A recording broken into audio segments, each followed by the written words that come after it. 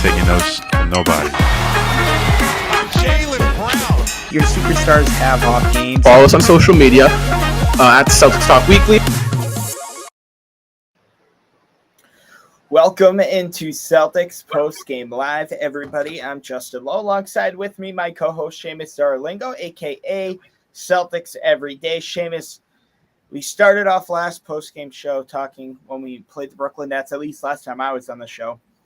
Felt like a repeat. Kind of felt like a little bit of a repeat tonight as well, in the sense of, last time we played the Atlanta Hawks in Boston on national television, the Celtics got off to a horribly slow start. Tonight, same thing. Woke up in the second half. Despite not having Jalen Brown, we saw Derek White step up, which we're definitely going to have to get into later on in the show. But what were your thoughts on this game? Definitely a total tale of two halves if I've ever seen one. Well, if we needed more evidence that this Celtics team is legit, here it is. Tonight, this is one of those games where we look at it in the past, and this is a game they roll over in, right? They're down 14 points at half. They're going to go into the third quarter low energy, and then, they pull out that trick down the stretch, they fall apart, and then they lose the game. That was the old Celtics, right? Yet tonight, The Celtics come out, stifle them on defense down the stretch, and in the third quarter especially. I believe it was 31-13 in the third quarter, and down the stretch in the fourth quarter, I mean, it was much of the same story. The Celtics, possession, were making the right plays to go and shut out the Atlanta Hawks, and the fact that they're doing this against a good team, yes, we had a bad loss against the Pacers. Yes, we had a bad loss against the Pistons a couple of weeks ago. However, tonight, I mean, you just look at the opponent, and I know the Hawks are now 29-32, but this is a quality opponent, and the fact that the Celtics were able to go out there and come back so easily in the second half, they made it look easy. We all know it wasn't, but the fact that they made it look so easily, and the fact that down the stretch they were just every single possession closing them out, I mean, that really tells you a lot about the Celtics and where they are right now and where they can still get. This was just a really, really, really solid win for the Celtics, and one that hopefully boosts the team moving forward. And it was kind of funny to see. Actually, it wasn't funny at all. But when we look back at it, and the Hawks only scored 98 points. They had 0 points until about the 7:57 mark of the first quarter. So they went nearly the first 5 minutes without even scoring a point. And then all of a sudden, they had over 60 points at the half. You figure, oh my gosh, they're on pace for 120 points. And then all of a sudden, you saw the Celtics just clamp up defensively. You see 13 points in that third quarter, Seamus, for the Atlanta Hawks, 13 points. And then they just carried it over into the fourth quarter. And as you said, hey, maybe 2 to 3 months ago, maybe this team wouldn't have come back into this game. And, hey, maybe even blow that 10-point lead if they were to get themselves back in it. This time they stuck with it. No Jalen Brown. We saw Derek White step up big time. We even saw Aaron Nesmith get some run tonight.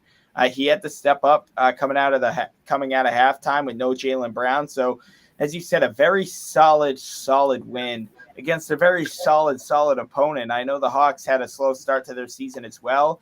They're starting to wake up. They've had a great stretch of basketball over the last month, or I'd say a good month and a half.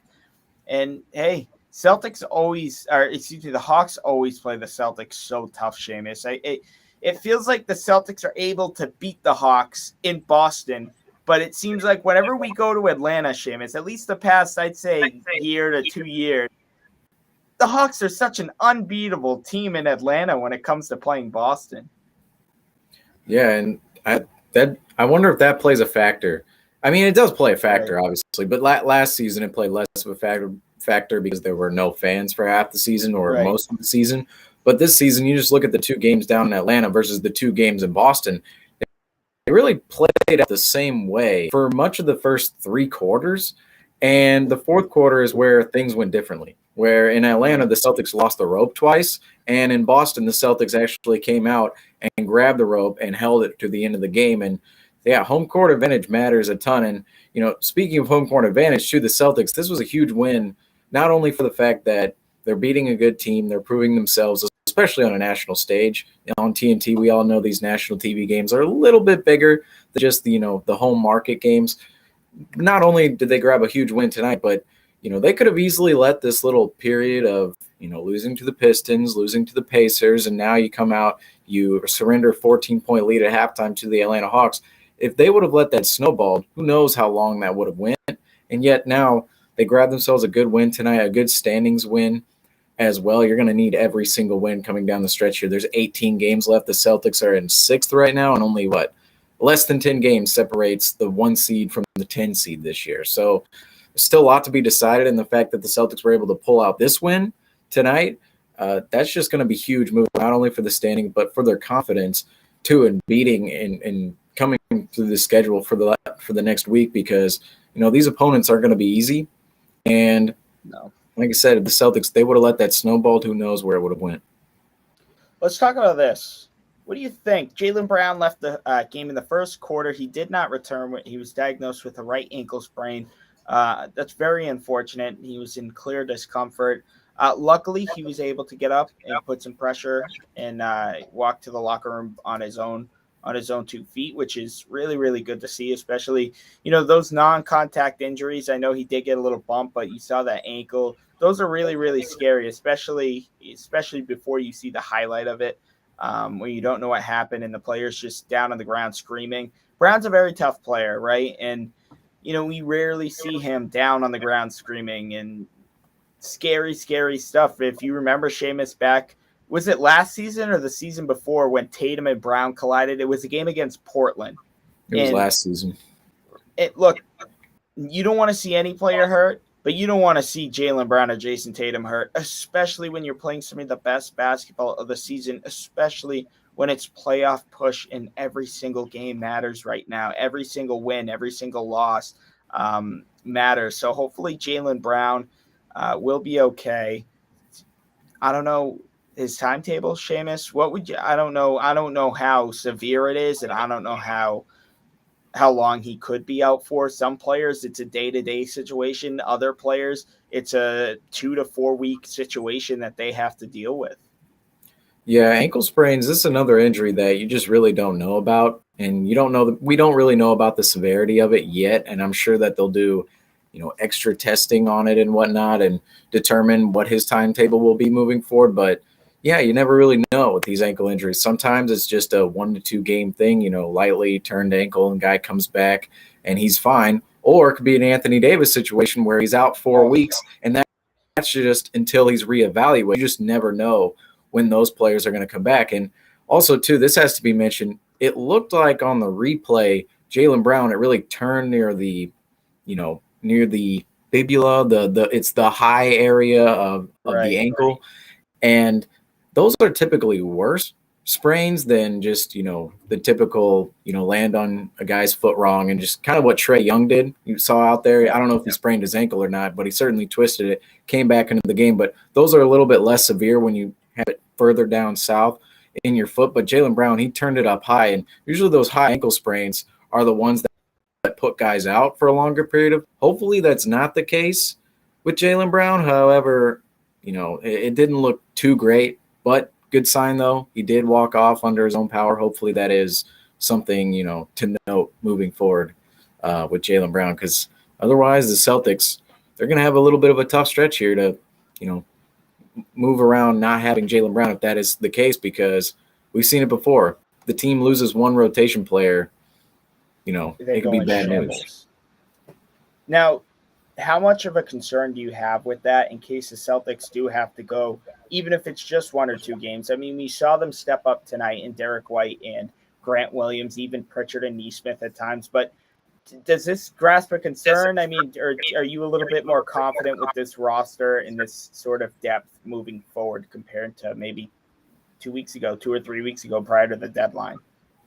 I'm a little bit more confident in this team to, right the ship if somebody is out, especially now, we don't have Jalen Brown, and that's a huge loss. However, you saw in the third quarter there, Derek White really took over responsibility on the offensive end of the floor the way that Josh Richardson really couldn't, and obviously Romeo Langford too just was never doing that either.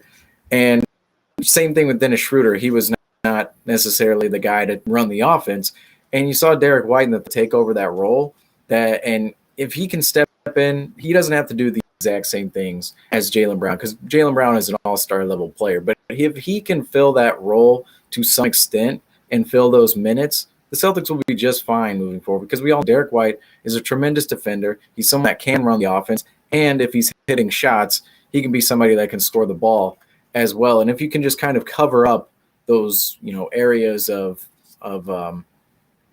lacking for the Celtics, then the Celtics will be just fine moving forward. But you want to ideally, moving into the playoffs, have everyone healthy, because yes, Derek White can take over the Jalen Brown role for the time being and the team be fine in the regular season here. But come playoff time, come playoff series time, they're going to have Jalen Brown in the lineup. Right. And I totally agree. And, that the injuries kind of haunted the Celtics last year with the playoff, Seamus. Obviously, no Kemba Walker, no Robert Williams other than that game one, no Jalen Brown, obviously, and you hope that you don't have to go a second year in a row without Jalen Brown potentially not playing in the playoffs. Hopefully, this ankle sprain is not that severe as to a Anthony Davis type player, as you mentioned a little bit earlier. But I don't want to sit here and make assumptions all night. It's very unfortunate Brown went down, but let's focus on some positives, because this is a huge win for the Celtics. And this was a huge game from Jason Tatum. 33 points, 8 rebounds, 7 assists on 12 of 25 from the field. He is your Celtics Talk Weekly's player spotlight tonight. What did you see tonight from Jason Tatum that you liked? Well, again, down the stretch with Jason Tatum, I mean, his ability to score the ball after he puts it on the floor is just amazing.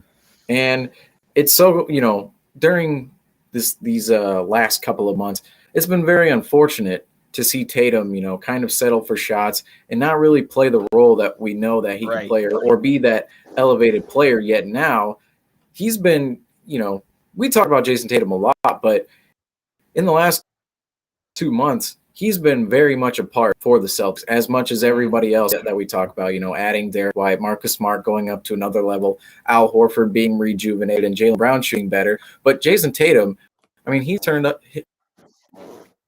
his game up to a new level since that Washington game, it feels like. And now it seems like on a nightly basis, we can count on Jason Tatum to, give us an at least 50% shooting performance. I know the other night, I wasn't sure if he was up to that mark or not, but he's always so consistent now, the way he wasn't at the beginning of the season. That has made all the difference. And tonight, too, just the fact that he was able to take over the game during stretches, and, in this game, too, where Jalen Brown was out, that was so huge. And if he can do that moving forward, which I know we all believe he can, and he definitely is able to, the Celtics, they're, of course, going to be, in contention with a guy like this on their roster.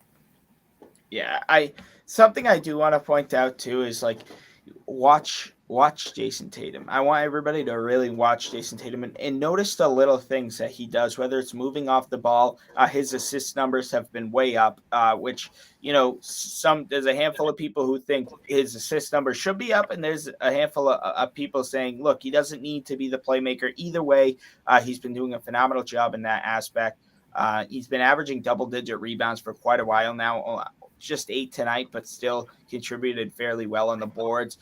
But a lot of the points that he scored tonight were on cuts, and I think down low in the paint, and he's not settling for these, step back jump shots or these sidestep threes that he's so accustomed to taking. And I think that has really elevated his game to the very next level, Seamus. And I'm really excited to see Jason Tatum come playoff time, because we know he's just a different breed. We saw that 50-piece last season in the play-in, and as well as the quarterfinals against the Brooklyn Nets. So I'm really excited come playoff time to see what Jason Tatum is made of. Hopefully we get Jalen Brown to accompany Jason Tatum coming down the final stretch here, because those two have been on absolute fire, and we know when those two have good games on the same night, they are one hell of a team, and they're a force to reckon with, and they're not to be overlooked in the Eastern Conference. And I understand that the opponents in the Celtics have played over the last month haven't been top of the tier, all-star centered teams, but it is the NBA. It's difficult to win, especially on a nightly basis. And the thing is, the Celtics have consistently been playing with consistency. if that makes any sense. I mean, we were sitting here two months ago talking about how inconsistent the Celtics are. I think the Celtics have turned things around. I think this is the real deal. We have 2 more games on this little kind of weekly schedule of national TV / playoff type teams in the Brooklyn Nets, as well as the Memphis Grizzlies. I believe they're coming up on Wednesday night. So that'll be really interesting. Seamus, I also want to talk about the bench tonight because the bench help was what won the Boston Celtics the game. Jalen Brown went down, and we were sitting here scratching our heads. Well, this was the opportunity, right? We see one man go down. It's got to be the next man up. Tonight, Grant Williams and Derek White, both 18 points combined. What is that? 13 of 24 shooting from the field. Phenomenal third quarters. Actually, I thought Grant played really good in the fourth quarter, and Derek White had that third quarter locked up in his own name. But phenomenal. Huge help off the bench we saw tonight against the Atlanta Hawks, Seamus.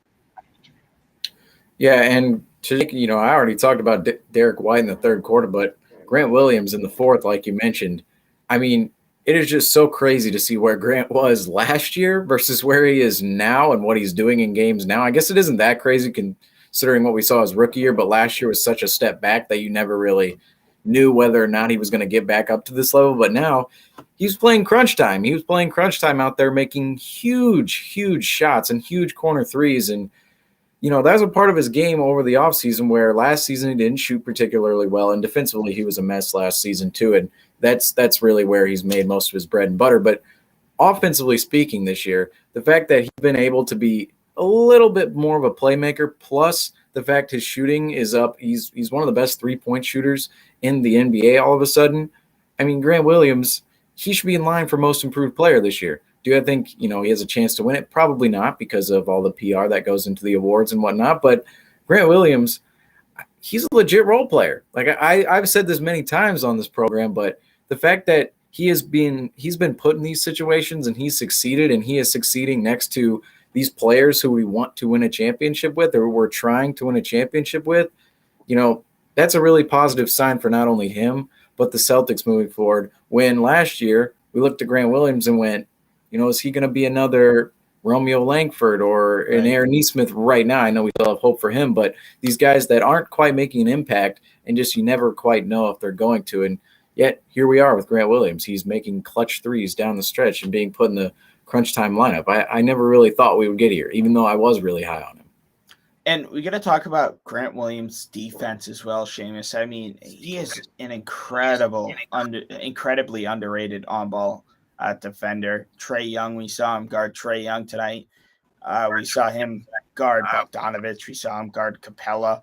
I mean, Grant Williams has tremendously improved. And, we were sitting here during the offseason, and we were questioning as to why Grant Williams was not playing in the summer league. He said, well, I'm going to stay home. I'm going to go on a diet. I'm going to lose some weight. I'm going to work on my jump shot. Well, guess what? He did all 3 of those, and he shut everybody up because he's lost some weight, and he's now hitting 3-point shots. And as you said, he's playing in clutch moments, and that's all we asked for Grant Williams. And he came up huge tonight, 18 points, 7 rebounds, nearing a double-double off the bench, shooting 6 of 11. As Ian, welcome.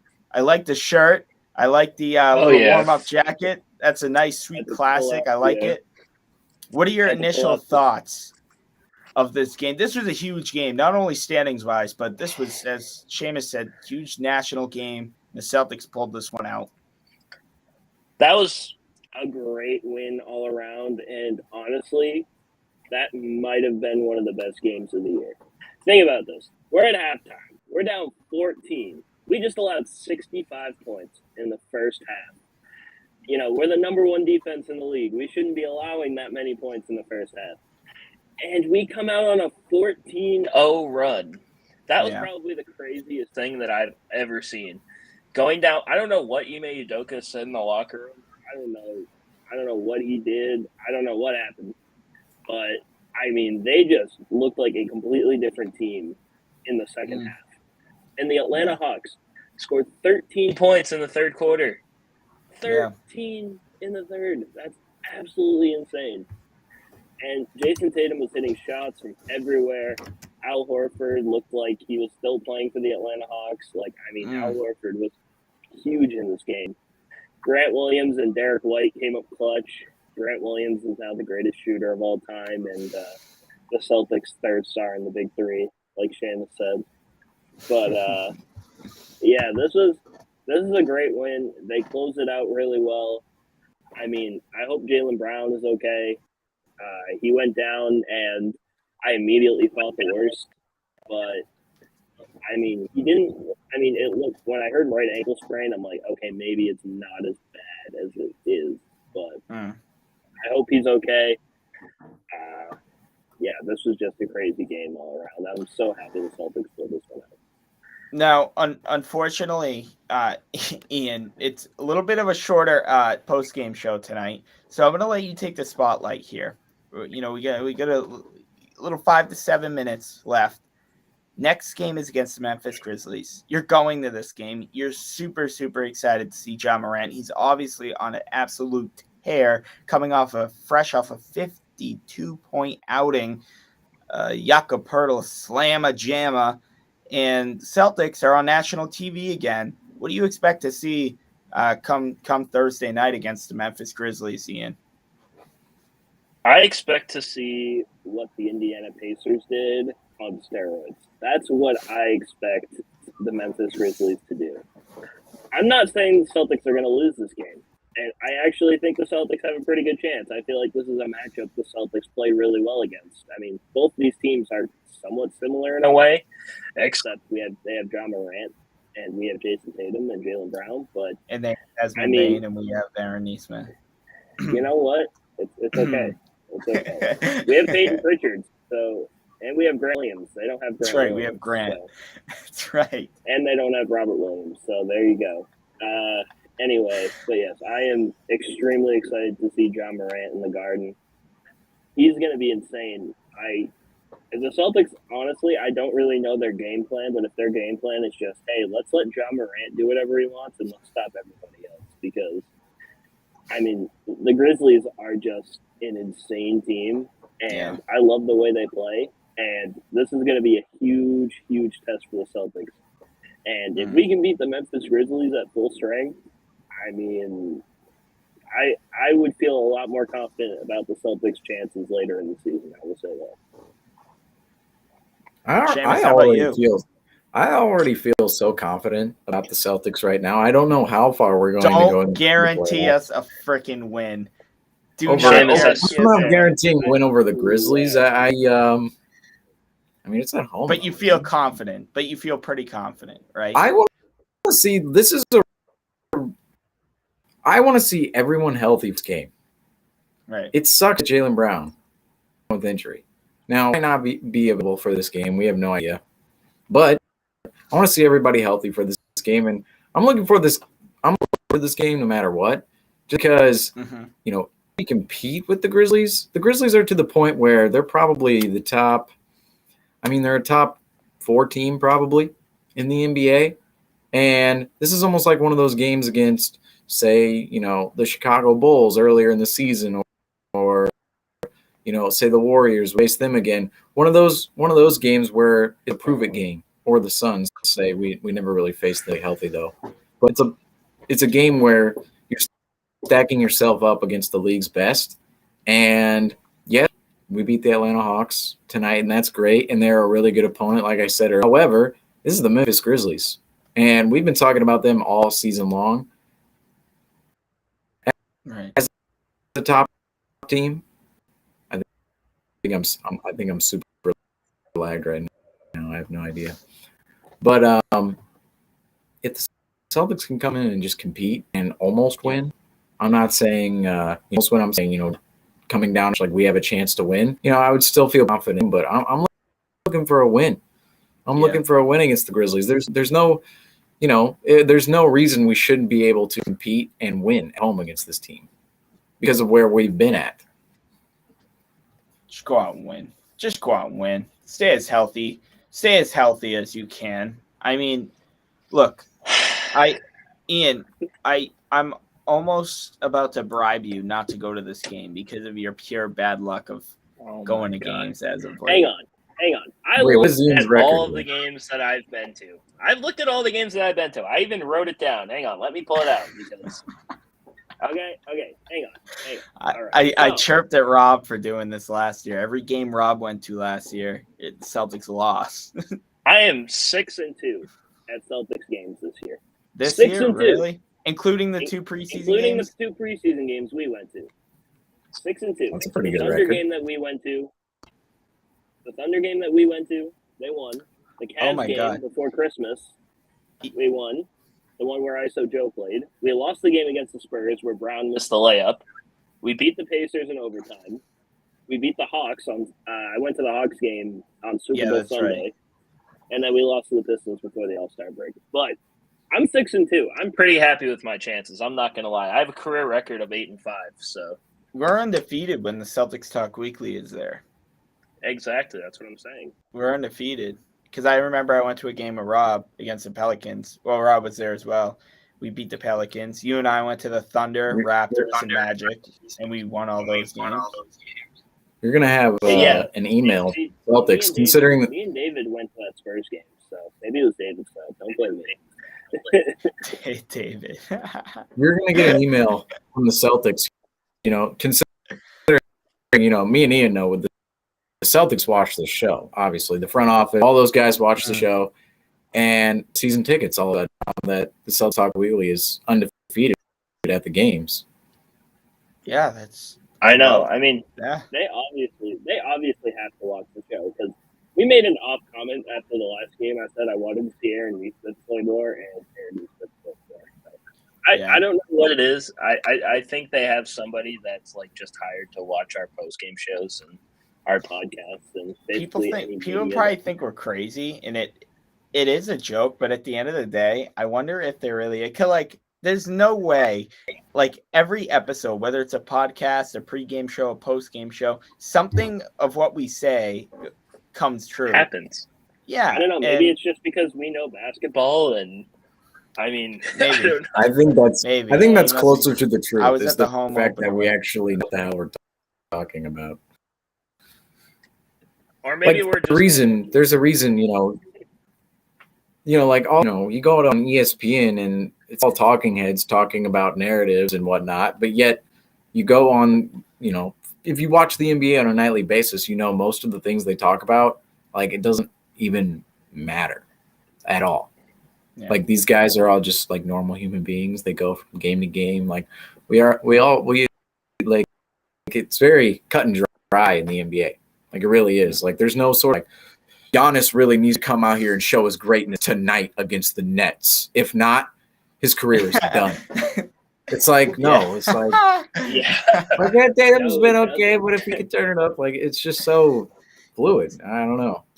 Did you guys watch the game on TNT tonight? Luka dunked on Dwight Howard. Did you guys watch the game on TNT or NBC? I watched the first half on TNT. I had TNT. I don't know. I just got bored.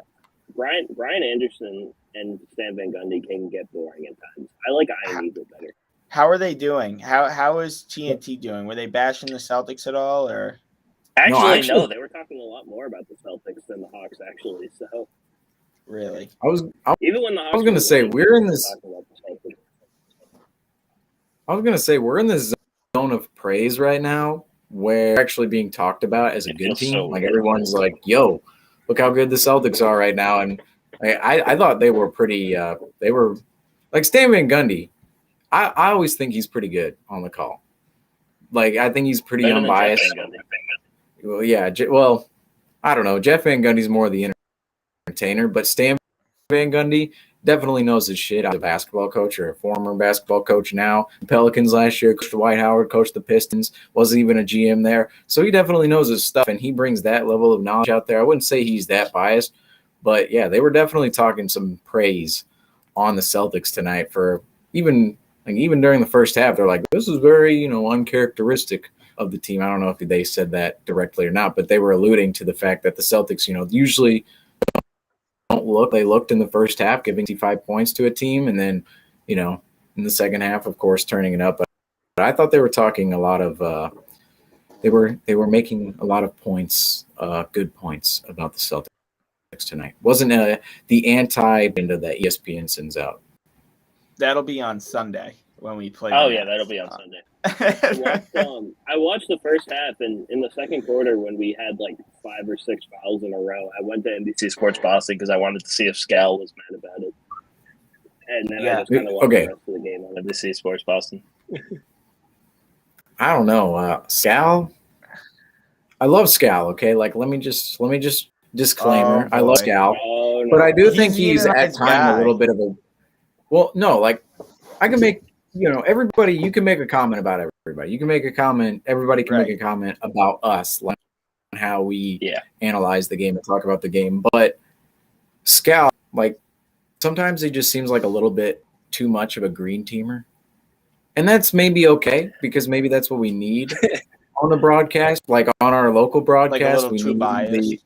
A little biased. Like Tommy Heinsohn was definitely biased. But to me, from when I watched him, it was always kind of like that was the expectation. When Al came in, that wasn't, I guess. And now he's more of a green teamer. I don't know. It's just it feels like when there were just so many points, especially during the early portion of the season where there was a lot of optimism where the team just didn't deserve any. You know what I'm saying? Yeah. Right. Yeah. Well, obviously it did turn out, but Yeah, but like you're losing to the T-Wolves and the Clippers. They're not going to go out there and try to talk crap about it. At least not on the local broadcast. Maybe on Nesson, but not on NBC Sports Boston. I know Mike Gorman goes totally unfiltered when he calls in on like Falgar Maz and like. I love when Mike Gorman Toucher and Richard. That's the best part about Mike Gorman. What? Honestly, he's not afraid to tell the truth. No, he's a very honest. I think he can be on. I think he's unbiased. Like he's not really extremely biased like a Scalabrini or like a Heinsohn was. I think he just leaves it to the color analysts and let you do you. But guys, closing thoughts. Whether it's on the win, big huge win tonight, standing wise as well. Grizzlies, Ian. That's going to be a really insane game. I hope the energy is just ecstatic. And then, Brooklyn on Sunday. So Celtics still have their work cut out for them this week, especially if they don't have the help of Jalen Brown, which, stay tuned to our social medias, Twitter, Instagram, YouTube. We will have content and updates on Jalen Brown and in that situation. But what are you guys' closing thoughts? I say this every game, but just win. I mean, we just win games, man. I mean, make open shots. You know what's funny is we have to go back and just like make a highlight reel of all the stuff we were talking about earlier in the season, like the same things that we were talking about every show, like the absolute agony it was having to try to come up with like keys to the game. Oh my god, that was the worst. All right, who wants to take? We ever did. Who wants to take hit open shots tonight? Raise your hand. I guess I'll take it. Who wants to say minimize the turnovers? Yeah. Exactly. Rebound. Oh my god, that was brutal. Yeah. Make sure to rebound it out to quick starts. Those were the two too. Yeah. That was brutal. Over under Jason Tatum 38.5 points. The total unrealistic. Like 8 assists. I know, those are awful. Oh, looking back at that stuff. That was so bad. But yeah, I'm so excited for Thursday. I'm hoping that the Grizzlies bring the energy so the Celtics can match the energy, and I hope the Garden goes crazy. I hope it feels like a playoff game. I hope it feels like an NBA Finals game. I mean, that's the hope. I'm excited.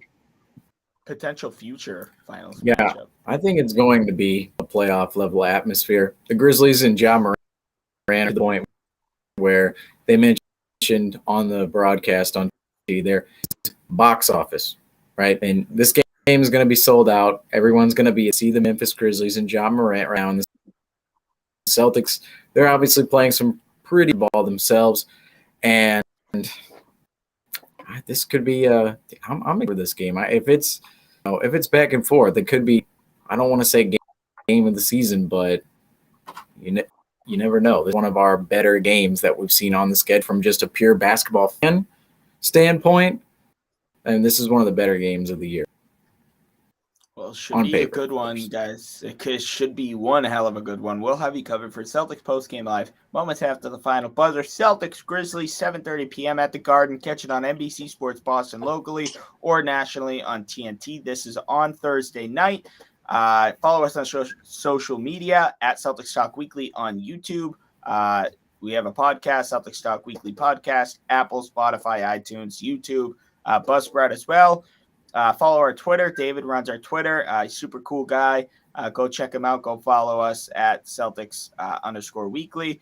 That's all tonight. I'm Justin Lowe alongside Seamus Darlingo, a.k.a. Celtics Every Day, and Ian and Angela. We will see you guys on Thursday.